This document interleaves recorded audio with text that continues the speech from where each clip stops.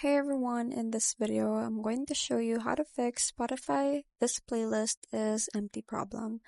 So first thing you're going to need to do is go to your Spotify application. From here, just go to your profile and then tap on Settings and Privacy. From here, just go to Storage and then clear cache.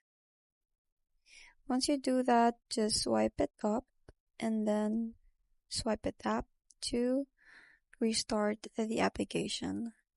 Now, if that doesn't work, then go to spotify.com and then from here, tap on the settings, tap on view account, and then tap on edit profile. From here, other people says that you should change your region. Just tap on this, but as you can see, it does not work.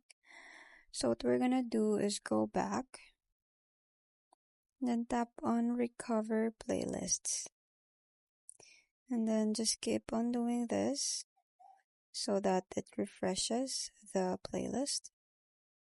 Then go back and then scroll down and look for the sign out everywhere.